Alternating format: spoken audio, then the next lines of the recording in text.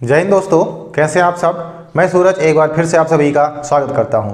दोस्तों, number system हमारा जो सीरीज़ था, चैप्टर था पहला नंबर सिस्टम, वो चल रहा था। नंबर सिस्टम के 50 क्वेश्चन को बहुत ही शानदार तरीके से हम लोगों ने किया है। ठीक है, आपको समझ में आए होंगे। आज हम करने वाले हैं साधारण भिन्न और दशमलव भिन्न। साधारण भिन्न और दशमलव भिन्न जो कि नंबर सिस्टम से ही संबंधित है, तो उनके कुछ प्रश्नों को हम देखेंगे। और उसके पहले हम ये जानेंगे कि साधारण भिन्न किसको कहते हैं, कि ये कितने प्रकार की होती हैं, दशमलव भिन्न किसको कहते हैं, और पेपर में किस तरीके के प्रश्न पूछे जाते हैं, और उन सभी प्रश्नों को करने की सबसे अच्छी अप्रोच क्या होगी, कौन से तरीके से हम उसको करें ताकि बहुत ही कम समय में हम अपने क्वेश्चंस को कर सकें। ठीक है, तो इन्हीं सब चीज़ों को आज की क्लास में हम करने वाले हैं। तो दोस्तों चलिए शुरू करते हैं आज की क्लास को शुरू करने से पहले अगर आप हमारे इस चैनल पे नए हैं तो प्लीज़ इसको सब्सक्राइब जरूर कर लीजिए, वीडियो को लाइक करिएगा और सभी बच्चों के पास शेयर जरूर करिएगा ताकि सभी बच्चे बहुत अच्छे तरीके से पढ़ सकें। तो चलिए फिर शुरू करते हैं अपने एसएससी जीडी के और UP police constable, Uttar Pradesh police constable और एसएससी जीडी की जो मैथ के लिए ये संघर्ष बैच चल रही है, उसमें साधारण भिन्न और दशमलव भिन्न। ठीक है, तो हम क्या देखने वाले हैं आज, साधारण और दशमलव भिन्न के बारे में। ठीक है, साधारण भिन्न और दशमलव भिन्न। ठीक है, तो सबसे पहले हम साधारण भिन्न समझते हैं और देखते हैं कि भिन्न एक्चुअल में क्या होती है। तो देखो, कोई भी दो संख्याएं अगर उनको हम p/q के रूप में लिखते हैं तो इसको हम भिन्न कहते हैं। जिसमें जो ऊपर वाला होता है इसको हम अंश कहते हैं। ठीक है, और जो नीचे वाला होता है इसको हम हर कहते हैं। ठीक है, ये चीज़ें आप जानते हैं, मुझे पता है, लेकिन चूंकि मुझे पढ़ाना है तो मैं ये मान के चलता हूँ कि आपको कोई भी चीज़ नहीं आती है। समझ गए ना। तो ये ऊपर वाले को हम क्या कहते हैं, अंश, नीचे वाले को हम क्या कहते हैं, हर कहते हैं। बात समझ में आ गई। ये हो गया भिन्न के प्रकार। अब हम देखते हैं कि वो कितने प्रकार के होते हैं। तो दो तीन प्रकार हैं, बहुत ज़्यादा नहीं है। सबसे पहले एक होता है जिसको हम उचित भिन्न कहते हैं। क्या कहते हैं, उचित भिन्न कहते हैं। ठीक है, उचित भिन्न, इसको हम इंग्लिश में प्रॉपर फ्रैक्शन कहते हैं। इसका मतलब क्या होता है, तो देखो आपने इस तरीके की भिन्न कोई भी देखी होगी, 2/3, 4/7, ठीक है, 5/9। इन सब में एक चीज़ आप देख रहे होंगे, वो क्या है, देखो इसमें जो अंश है वो प्रत्येक भिन्न में जो इसका अंश है वो उसके हर से छोटा है। अगर कहीं ऐसी भिन्न आपको मिलती है जिसका अंश उसके हर से छोटा हो तो उसको हम कहते हैं उचित भिन्न, प्रॉपर फ्रैक्शन।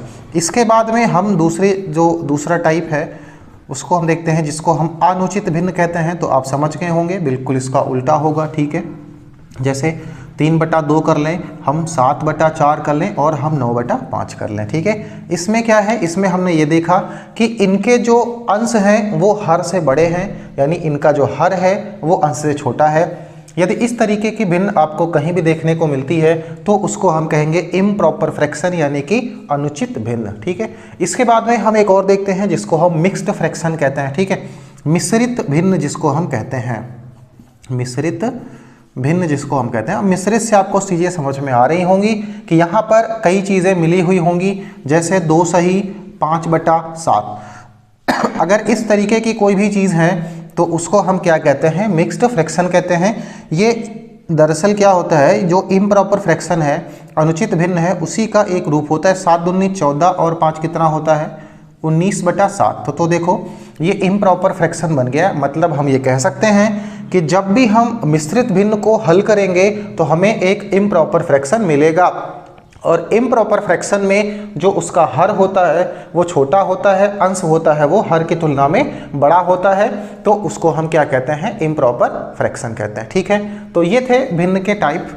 और एक होता है जिसको हम कंटिन्यूड फ्रैक्शन कहते हैं, सतत भिन्न कहते हैं। ठीक है, उसको भी हम पढ़ेंगे, लेकिन इन सभी जो हमारे साधारण भिन्न हैं इन पे पहले हम काम कर लेते हैं। सतत भिन्न को हम इस क्लास के लास्ट में देखेंगे, या फिर हम अपने सभी प्रश्नों को कर लेंगे जो भी मैं आपके लिए लेकर के आया हूँ। इसके बाद में हम देखेंगे कि सतत भिन्न के प्रश्न अगर पूछे जाते हैं तो उनको हम किस तरीके से कम समय में लगा सकें। ठीक है, सतत भिन्न कैसी होती है आपने देखा होगा, जैसे इस तरीके की अगर कहीं भी भिन्न आपको देखने को मिले तो इसको हम कंटिन्यूड फ्रैक्शन या सतत भिन्न कहते हैं। ठीक है, क्या कहते हैं, कंटिन्यूड फ्रैक्शन या सतत भिन्न। सतत का मतलब वो चल रही है। क्लियर है। ठीक है, चलिए अब हम देखते हैं कि आखिर पेपर में प्रश्न भिन्न से किस तरीके का पूछा जाएगा।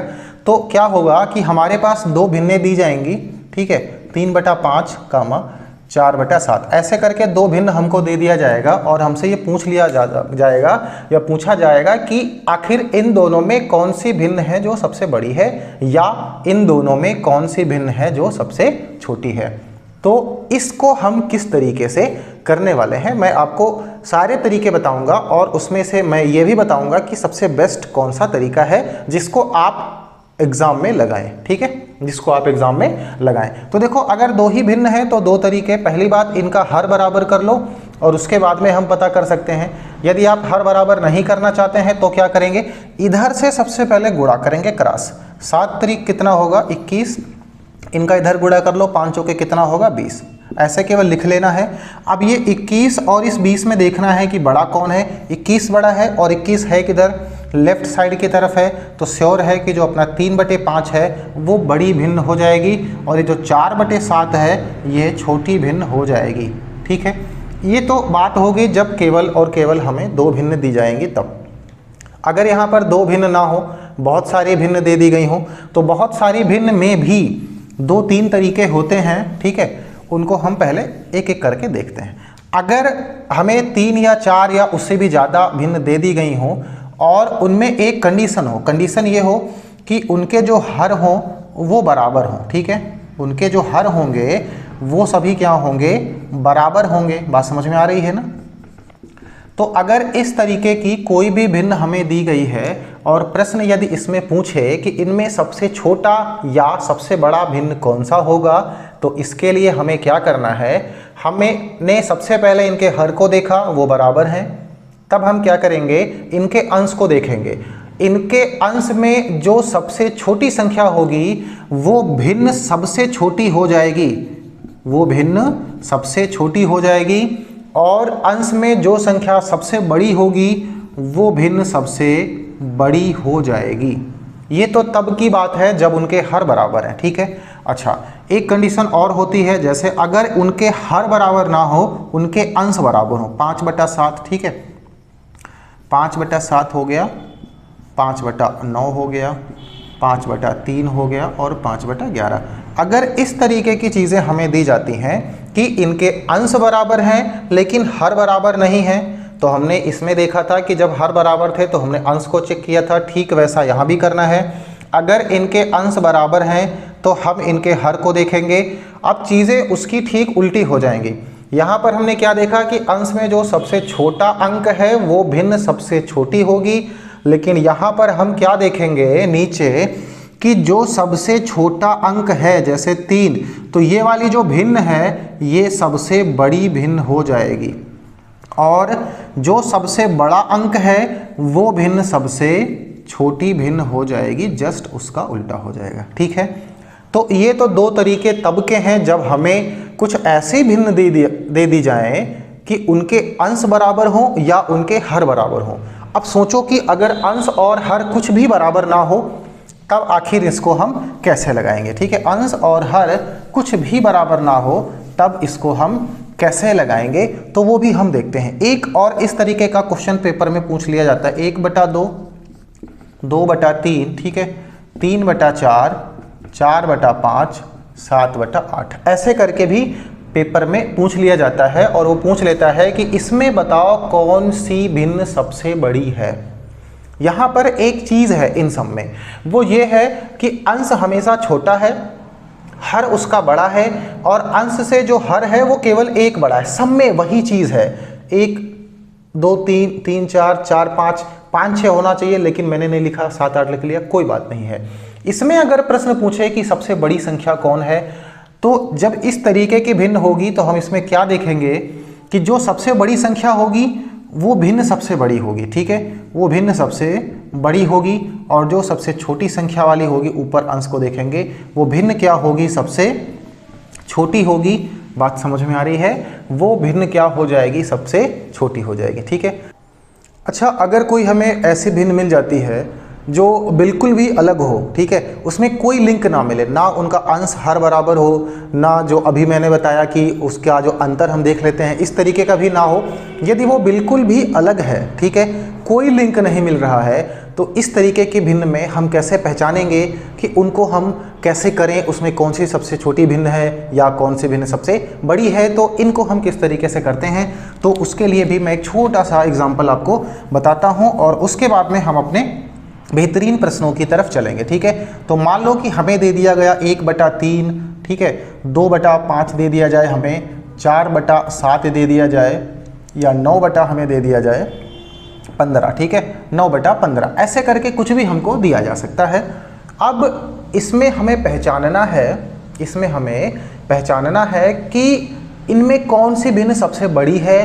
तो इसके भी दो तरीके मैं आपको सबसे पहले बता दूं। पहला तरीका ये है, इनके सभी हर को आपस में बराबर कर लो, तब हम अंश को चेक करके बता सकते हैं। दूसरा तरीका ये है कि इनके हर से इनके अंश को डिवाइड करो, दशमलव में सारी चीज़ें हो जाएंगी, एक संख्या बन जाएगी, फिर वहाँ से हम देख करके बता सकते हैं कि कौन सी भिन्न सबसे बड़ी है और कौन सी भिन्न छोटी है सबसे। ठीक है, लेकिन यदि हम यही करेंगे तो फिर पेपर में काम नहीं चलने वाला है, क्योंकि वहाँ पर हमारे पास समय का अभाव रहता है। ठीक है, तो यहाँ पर हम क्या करने वाले हैं, तो उस चीज़ को देखो, हमने इसमें एक चीज़ देख करके रखा हुआ है कि इनके जो अंश हैं वो छोटे हैं। अब यहाँ पर ये देखना है कि अंश को हम किससे गुणा करा दें कि वो हर से बड़े हो जाएं, लेकिन ध्यान ये रखना है कि गुणा हमेशा 10 से 20 से ऐसे ही कराना। ठीक है, 2 3 4 से ऐसे गुणा नहीं कराना।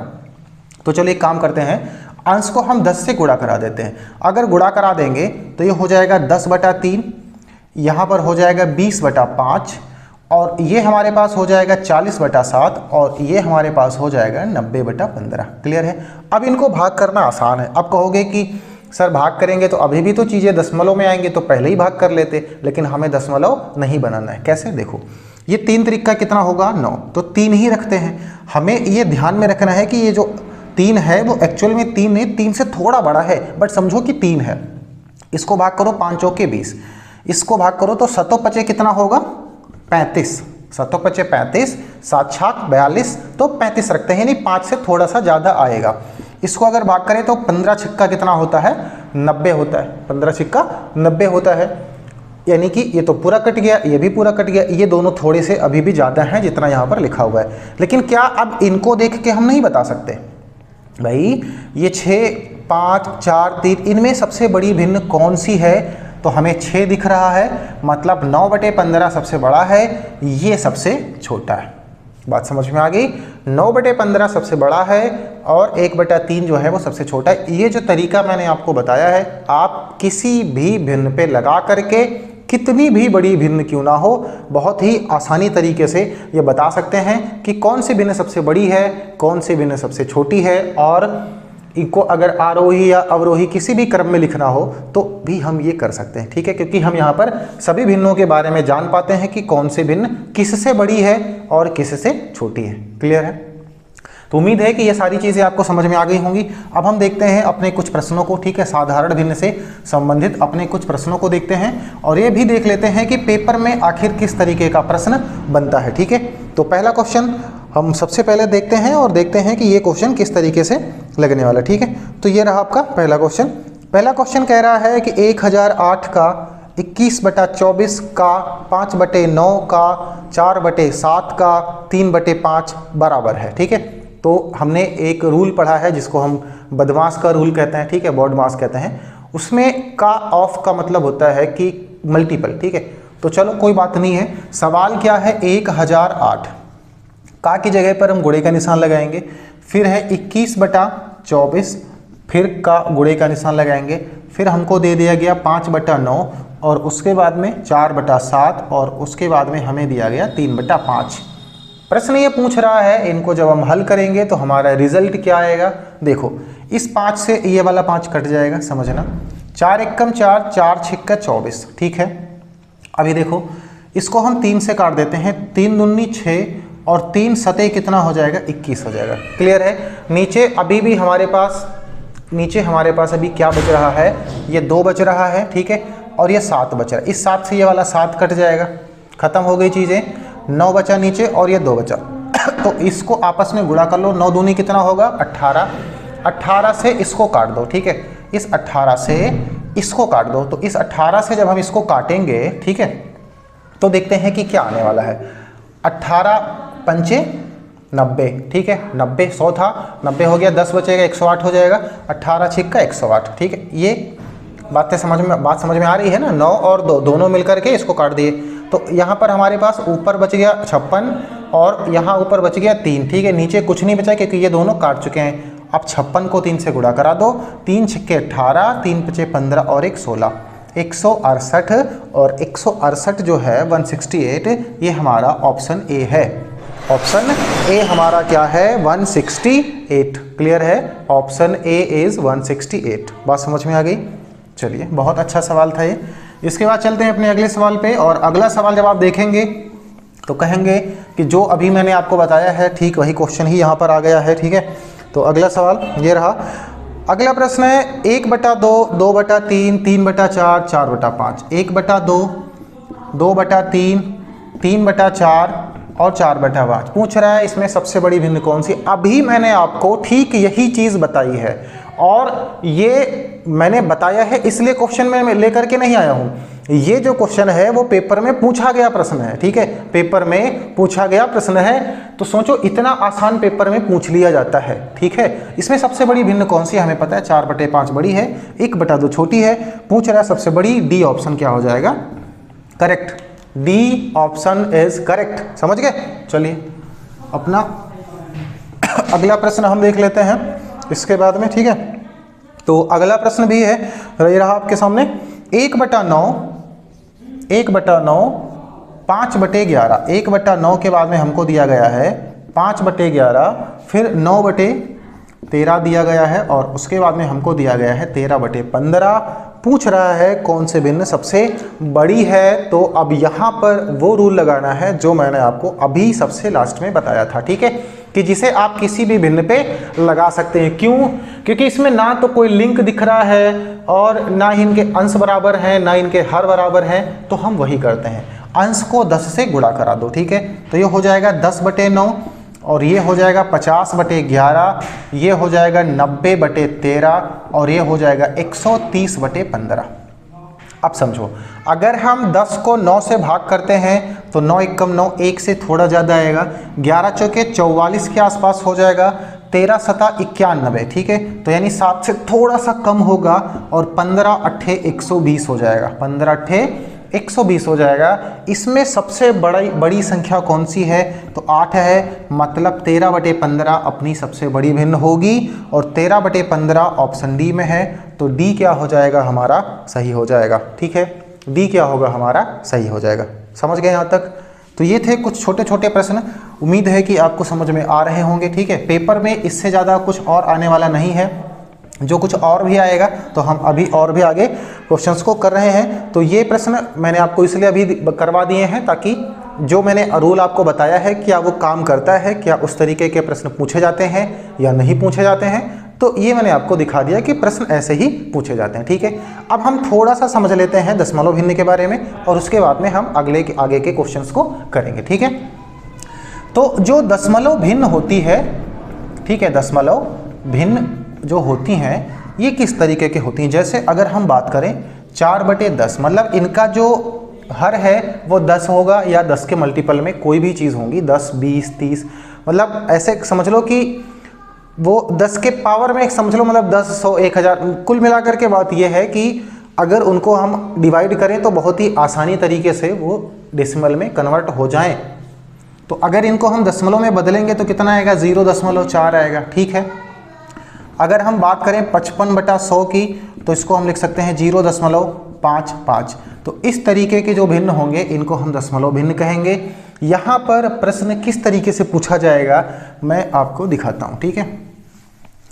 तो यहाँ पर क्या है, हमें कुछ संख्याएं दे दी जाएंगी डेसिमल में, बहुत ही डिफ़िकल्ट डिफ़िकल्ट का मतलब ये होता है कि मतलब थोड़ा सा घुमा करके दे देंगे और हमसे कहेंगे इनका सम बताओ, इनका डिफरेंस बताओ, इनका मल्टीपल बताओ, और हम उसमें कहीं भाई डेसिमल में है तो अगर डेसिमल से भी गलती कर देंगे तो हमारा तो क्वेश्चन गलत हो गया ना। तो वो चीज़ नहीं करनी है। एक छोटा सा हम क्वेश्चंस देखते हैं, अपना क्वेश्चन ही कर लेते हैं, ठीक है, और उसे में हम चीज़ों को समझ भी लेंगे। तो ये आपका क्वेश्चन रहा।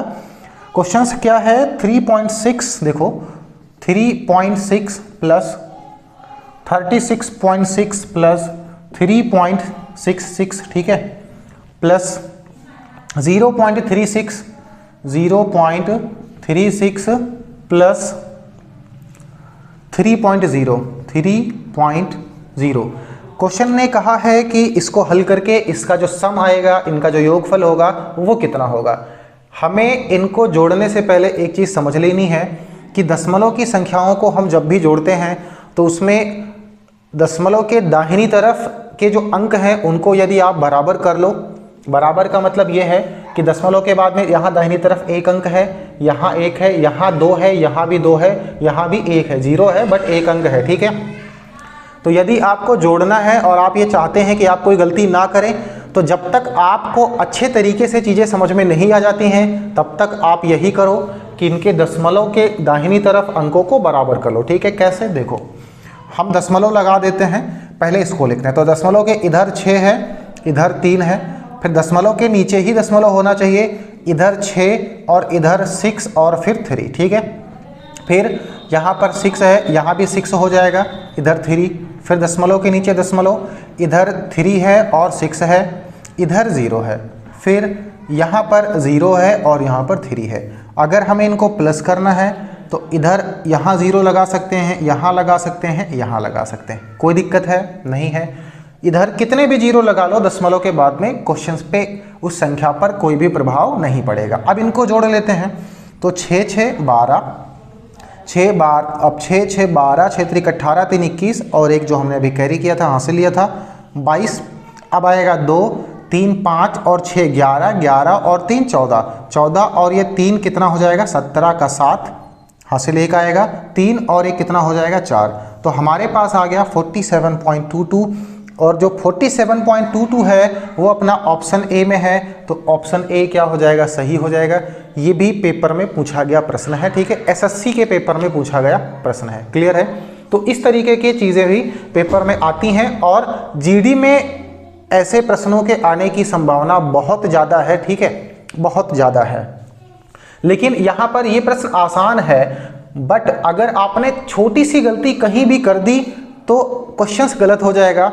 आप एक ऑप्शन को टिक करने के बजाय किसी दूसरे ऑप्शन को टिक कर देंगे और फिर क्या होगा, फिर तो क्वेश्चन गलत हो गया। और अगर एक नंबर की वजह से आपका सिलेक्शन नहीं होता है तो सोचो कितने दुख की बात होगी वहाँ पर कि काश ये प्रश्न हमने सही कर लिया था। मैं आपको एक ही चीज़ बताना चाहूँगा कि कोई भी प्रश्न वो छोटा हो, वो बड़ा हो, वो कितना भी आसान क्यों ना हो, उसको गलत होने के लिए हमसे परमिशन नहीं लेनी पड़ेगी कि हम बहुत आसान है कि हम गलत हो जाएं, नहीं लेना पड़ेगा।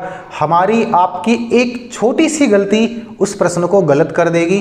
तो किसी भी, खास करके जब हम एग्ज़ाम हॉल में बैठे होते हैं, तैयारी कर रहे हैं, इस सिचुएशन में किसी भी प्रश्न को बिल्कुल छोटा नहीं समझना चाहिए। वो छोटा छोटा प्रश्न ही एक एक करके और हमें सिलेक्शन की राह तक, सिलेक्शन की मंजिल तक पहुंचाता है। तो किसी भी चीज़ को छोटा कभी नहीं समझना चाहिए, ठीक है। खास करके प्रश्नों को एग्ज़ाम के टाइम पे तो बिल्कुल भी रिस्क नहीं लेना है हमें। बातें समझ में आ रही हैं। चलिए इसके बाद में हमारा एक और क्वेश्चन है, इसको भी कर लेते हैं। तो ये रहा प्रश्न आपका। क्वेश्चन कह रहा है 3.4747, ठीक है। ये तो बहुत अच्छा प्रश्न है, ठीक है, ये तो बहुत ही अच्छा प्रश्न है। चलो ये क्वेश्चन हम लोग करते हैं, ठीक है, मज़ा आएगा इसमें। क्या है, 3.4747 प्लस, ठीक है, डॉट डॉट डॉट, मतलब ये ख़त्म नहीं हुआ, ये अभी भी जा रहा है। बातें समझ में आ रही हैं। प्लस 4.5353 और प्लस 0.0808, ठीक है, ये भी जा रहा है। प्रश्न ने कहा इसको जोड़ो, अब क्या करोगे? भाई अगर ये खत्म हो जाते फिर तो हम दशमलव को बराबर करके, दाहिनी तरफ के अंकों को बराबर करके जोड़ लेते। अब तो ये रुकेगा ही नहीं, ये इनफाइनाइट तक जाएगा, ऐसे ही रिपीट होते रहेगा। तो इनको हम कैसे जोड़ने वाले हैं, ठीक है, उसका तरीका देखो क्या करना है। भाई ये 47 रिपीट हो रहा है ना, क्या रिपीट हो रहा है, 47। तो इनको लिखो, देखो 3.47 4 7 4 7 4 7 4 7, इसको लिख लो 3-4 बार जितना लिख सकते हो, ठीक है। फिर इस 4 को ले लो, 4.53 53 53 और 53 ऐसे, ठीक है। फिर इसको ले लो 0.08 08 08 और 08। अब इनको प्लस करो इनको क्या करना है, हमें प्लस करना, ठीक है। 1 2 3 4 टर्म्स तक हमने लिया, कम से कम 3 लेना है, उससे ज़्यादा भी ले लो तो कोई दिक्कत की बात नहीं है। इनको जोड़ो, 7 3 10 और 8 18, एक आएगा। 5 4 9 और 1 10 0, ठीक है। 7 3 10 8 18 और 1 19 का 9, एक आएगा। 5 4 9 और 1 10, ठीक है। फिर 7 3 10 8 18 1 19 का 9, एक आएगा।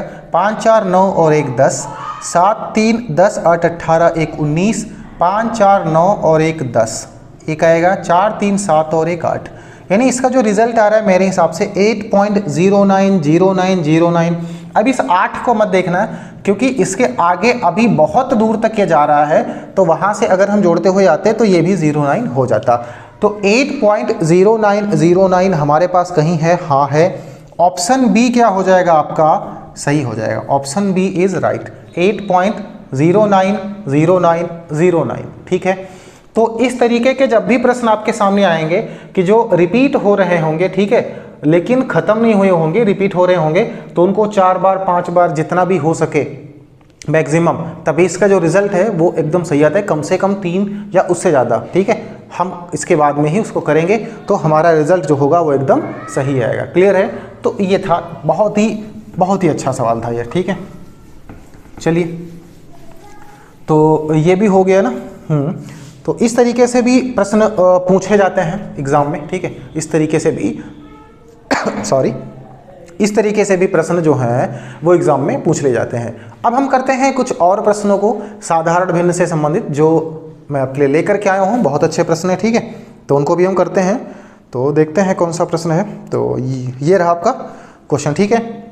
ये क्या कह रहा है कि एक व्यक्ति ने अपनी संपत्ति का 1/4 भाग अपनी पुत्री को 1/2 भाग, अपने पुत्रों को और 1/5 भाग दान कर दिया, ठीक है। समझना, उसने क्या किया, उसके पास कुछ प्रॉपर्टी है, उसने अपनी संपत्ति का 1/4 भाग अपनी पुत्री को दे दिया, 1/2 भाग अपने पुत्र को दे दिया और 1/5 भाग उसने दान कर दिया। प्रश्न पूछ रहा है उसने कुल कितना दे दिया, उसने कुल कितना दे दिया। देखो समझो भाई, 1/4 भाग उसने अपने पुत्री को दे दिया, 1/2 भाग अपने पुत्र को दे दिया उसने, और 1/5 भाग उसने दान कर दिया। प्रश्न यही पूछ रहा है कि उन्होंने कुल कितना दे दिया, तो भाई हमें प्लस ही तो करना है। इनको जोड़ लेते हैं। कैसे? देखो, इनका एलसीएम हमको लेना पड़ेगा। इन दोनों का एलसीएम कितना आएगा, 4 आएगा, ठीक है भाई। 2 को 2 से गुणा करके 4 बना सकते हैं, यानी 20 आएगा। तो इस 4 को 20 बनाने के लिए क्या हम 5 से गुणा करेंगे, इसको 20 बनाने के लिए 10 से गुणा करेंगे, और इसको 20 बनाने के लिए 4 से। भाई 5 चौके 20, बटे में कितना हो जाएगा 20, जोड़ लो। 10 5 15 4 19, 19/20 क्या हो जाएगा ये, 19/20। 19/20 का मतलब ये है कि उसके पास पूरी प्रॉपर्टी अगर 20 थी तो उसने उसमें से 19 को दे दिया। ऑप्शन में है कहीं 19/20, ऑप्शन बी इज राइट, ठीक है। 19/20, 19/20 जो है वो हमारा क्या हो जाएगा, आंसर हो जाएगा। ऑप्शन बी आपका सही आंसर हो जाएगा। समझ गए? ठीक है, बहुत अच्छे सवाल थे ये। चलिए, तो इस तरीके से भी प्रश्न यहाँ पर क्या है, पूछे जाने की बिल्कुल संभावना है, जिसमें कोई संशय वाली बात नहीं है। समझ रहे हैं ना? चलिए हम एक क्वेश्चन और कर लेते हैं। अगला प्रश्न क्या है, एक कार्यालय में 108 मेज, ये बहुत अच्छा सवाल है, ठीक है। एक कार्यालय में 108 मेज हैं और 132 कुर्सियां हैं, ठीक है। मेजों की संख्या टेबल्स 108, कुर्सियों की संख्या 132। यदि उनमें से 1/6 मेज और 1/4 कुर्सियां टूट जाती हैं, मेज कितना टूट जाता है, 1/6, कुर्सियां 1/4, तो उस कार्यालय में प्रत्येक को एक मेज और एक कुर्सी की आवश्यकता अनुसार कितने लोग काम कर सकते हैं। मतलब ये है, कुछ मेज और कुछ कुर्सियां हैं, जिसमें से कुछ मेज और कुछ कुर्सियां टूट गई, लेकिन उस कंपनी में जितने भी लोग काम करते हैं उनको काम करने के लिए कम से कम एक मेज और एक कुर्सी ज़रूर चाहिए। तो कितने लोग हैं जो काम कर पाएंगे? सबसे पहले ये पता करते हैं कि जो मेज़ें अभी भी बची हैं वो कुल कितनी हैं। तो मेज़ भैया हमारे पास थी 108, टूट गई हैं 1/6। तो मेरी बात समझो, 1/6 अगर टूट गया है तो 5/6 अभी सही भी होगा। देखो क्या करना है, इसको हम दो तरीक़ों से लगा सकते हैं। कैसे? सबसे पहली बात, 1/6 टूट गया है तो इसका हम 1/6 निकालें, तब पता चलेगा कि इतनी मेजें टूट चुकी हैं। फिर जो आएगा उसको यहाँ से घटाएंगे, तब हमको ये पता चलेगा कि इतनी मेज अभी भी अच्छी हैं। लेकिन एग्ज़ाम में तो हमें समय बचाना है, तो क्यों ना हम सीधे सीधे यही पता कर लें कि कितनी मेजें अच्छी हैं। तो क्या करेंगे, समझो भाई, 1/6 अगर टूट चुका है इसका मतलब ये है कि 6 मेज कुल था जिसमें से एक टूट चुका है। तो क्या हम ये कह सकते हैं कि उस 6 मेज में से अभी भी 5 मेज सही हैं? तो हम निकाल लेते हैं इसका 5/6। 6 से इसको भाग कर दो, 18 आएगा। 18 को 5 से गुणा कर दो, 90, यानी 90 मेज अभी भी सही हैं। कुर्सियाँ कितनी थी? 132। लेकिन सवाल ने क्या कहा कि 1/4 कुर्सियां टूट चुकी हैं। समझो, 1/4 अगर टूट चुकी हैं तो क्या 3/4 अभी भी सही नहीं है? तो निकाल लेते हैं इसका 3/4 कितना आएगा। ठीक है, 4 तियाँ 12 और 4 तियाँ 12, 33 से 3 को गुणा करा लो, 33 तियाँ कितना हो जाएगा? 99। यानी कुर्सियां अभी भी कितनी सही है? 99। अब बात यह है कि काम तो कुर्सियों पे बैठ तो सकते हैं 99 लोग, लेकिन उन सबको एक एक मेज भी चाहिए और मेज हमारे पास है 90। तो काम कुल कितने लोग कर सकते हैं जिनको एक कुर्सी भी मिले और एक मेज भी मिले? तो कम वाला ही हो पाएगा। तो हम कह सकते हैं सर 90 सही है। ऑप्शन में 90 कहाँ है? ऑप्शन बी में क्या है? 90। तो बी क्या हो जाएगा? हमारा सही हो जाएगा। बी जो ऑप्शन है वो हमारा क्या हो जाएगा? सही ऑप्शन हो जाएगा। बातें समझ में आ गई? तो ये थे कुछ प्रश्न, अभी भी कुछ और प्रश्न रह गए हैं यहाँ पर जिनको हम करेंगे अगली क्लास में। ठीक है, कुछ और प्रश्न हैं जिनको हम अगली क्लास में करने वाले हैं। तो आज की क्लास को हम यहीं पर समाप्त करेंगे। कैसी लगी आज की क्लास? ठीक है, क्या जो कॉन्सेप्ट आपको बताए गए समझ में आए हैं? अगर आपके पास कोई भी बुक्स है तो वहाँ से प्रश्नों को लीजिए और लगाइए और फिर देखिए कि क्या आपको समझ में आ रही हैं चीज़ें कि नहीं आई हैं। रिवीजन बहुत ज़्यादा ज़रूरी है। ठीक है, जितना भी आपने पढ़ा है, जितने भी क्वेश्चंस को आपने किया है, उनको एक बार रिवाइज जरूर करिए। जो पीडीएफ है क्वेश्चंस की उसको मैं कोशिश करूँगा कि टेलीग्राम चैनल में, ठीक है, एक ग्रुप होगा टेलीग्राम पे, वहाँ पर मैं डलवा दूंगा, जिसको आप जा कर के वहाँ से डाउनलोड कर लीजिएगा। ठीक है, तो ये सारे क्वेश्चंस आपको वहाँ पर मिल जाएंगे। लेकिन अगर आपके पास उसके पहले भी कोई बुक है, कहीं से भी अगर आप क्वेश्चंस पा सकते हैं, ठीक है आपके पास क्वेश्चंस, तो उनको आप लगाइए, प्रैक्टिस करिए। प्रैक्टिस बहुत ज़रूरी है। तो कैसी लगी आज की क्लास कमेंट करके जरूर बताइएगा। अगर अच्छी लगी हो तो लाइक करिएगा, शेयर करिएगा क्लास को सभी बच्चों के पास, ताकि सब अच्छे से पढ़ सकें और अपनी तैयारी को बेहतर बना सकें। ठीक है, अगर आप हमारे चैनल पर नए हैं तो चैनल को सब्सक्राइब कर लीजिएगा। मिलते हैं अगली क्लास में कुछ और बेहतरीन प्रश्नों के साथ में। ठीक है, तब तक के लिए अपना ख्याल रखिए, अपने परिवार वालों का ख्याल रखिए। जय हिंद।